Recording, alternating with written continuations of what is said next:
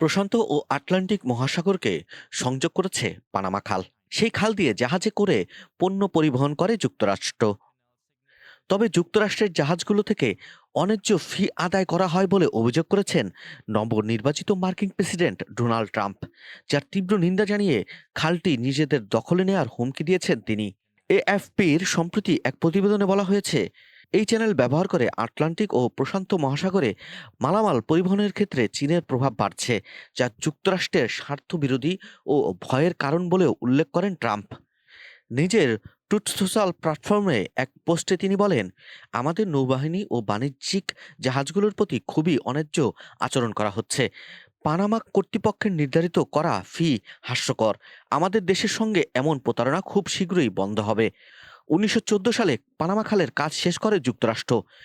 ১৯৭৭ সালে আমেরিকা পানামার কাছে এটি ফিরিয়ে দেয় মার্কিন প্রেসিডেন্ট জিমি কার্টারের স্বাক্ষরিত একটি চুক্তির মাধ্যমে। ১৯৯৯ সালে এই খালের পুরো নিয়ন্ত্রণ পায় পানামা। ডোনাল্ড ট্রাম্প তার পোস্টে বলেন, পানামাকে নিজেদের মতো করে এটিকে পরিচালনা করতে হবে। চীন নয় বা অন্য কেউ তা করবে না। আমরা কখনোই এটিকে ভুল হাতে পড়তে দিতে পারি না এবং তা দেবও না।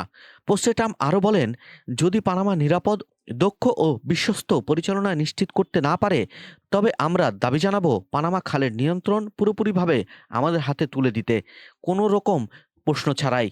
তবে পানামা কর্তৃপক্ষ এই বিষয়ে তাৎক্ষণিক কোনো মন্তব্য করেনি। উল্লেখ্য, পানামা খাল দিয়ে বিশ্বের মোট নৌ বাণিজ্যের ৫% বেশি নৌ চলাচল করে। দক্ষিণ আমেরিকা মহাদেশ ঘুরে বিপজ্জনক ও দীর্ঘ নৌরুট এড়িয়ে এশিয়া ও যুক্তরাষ্ট্রের পূর্ব তীর অভিমুখে চলাচলকারী জাহাজগুলোর এই রুটটি ব্যবহার করে থাকে। এই নৌ প্যাসেজটি বেশি ব্যবহার করে যুক্তরাষ্ট্র, চীন, জাপান ও দক্ষিণ কোরিয়া। গত অর্থবছরে পানামা খাল কর্তৃপক্ষ এখান থেকে $৫০০ কোটি বেশি রাজস্ব আয় করেছে।